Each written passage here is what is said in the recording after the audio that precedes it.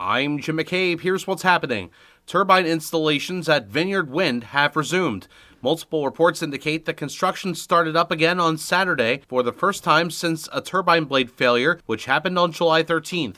That incident caused hazardous debris to wash ashore on the Cape and Islands over the summer. The company announced in October that it was preparing for a return to service after extensive quality checks. A return to power production for Vineyard Wind is dependent on approval from the federal government. A Plymouth man was arrested over the weekend for allegedly leading police on a high-speed chase. Lashi Ortiz was spotted driving in Wareham overnight Sunday with 2 active warrants.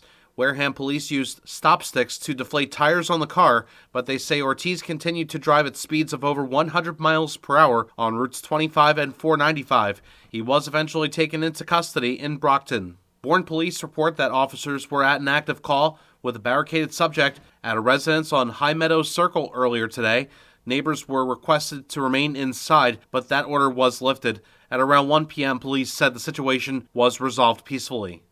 Housing Assistance is inviting regional low-income residents to attend a virtual info session for 42 affordable apartments in Sagamore Beach's Cape View Way at 6 p.m. on Thursday. Matt Tomlinson reports. Held on Zoom, the session will discuss the application process and more about the property available for applicants at or below 60% of area median income, including 16 units with project-based vouchers for those making 30% or less. Over 2/3 of units are designated for locals, with a handful of handicapped accessible rooms in a convenient location with many nearby amenities. The lottery application deadline is January 27th. The Zoom and application links can be found on the Housing Assistance website. I'm Matthew Tomlinson in the CapeCod.com NewsCenter. The Massachusetts Development Finance Agency is requesting proposals for a consultant to create a master plan for Joint Base Cape Cod.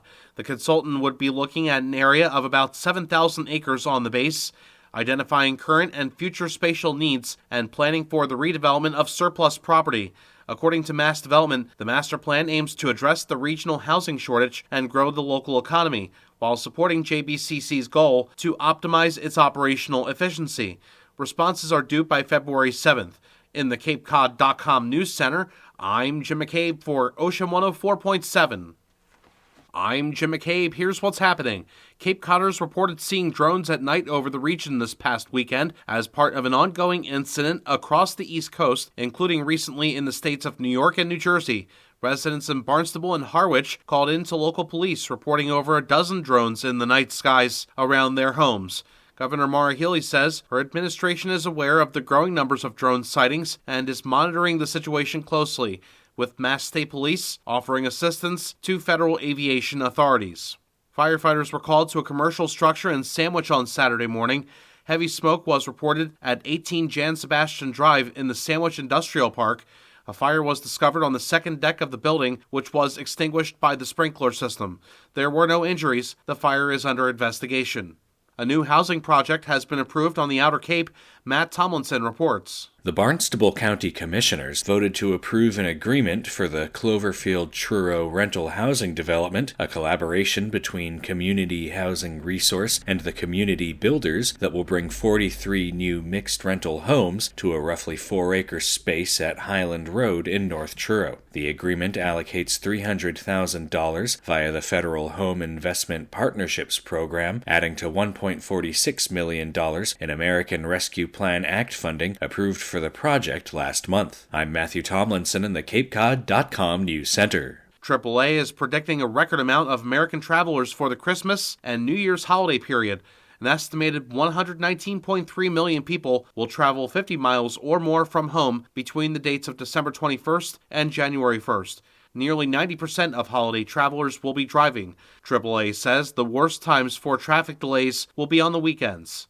In the CapeCod.com News Center, I'm Jim McCabe for Ocean 104.7. Rain falling after midnight, low temperatures in the lower 40s. South winds gusting up to 30 miles per hour. Tuesday, clouds and rain in the morning, then partly sunny in the afternoon. Highs in the mid-50s, breezy. Tuesday night, partly cloudy, lows in the upper 30s. Partly sunny with a chance of rain Wednesday, highs in the upper 40s. In the CapeCod.com News Center, I'm Jim McCabe.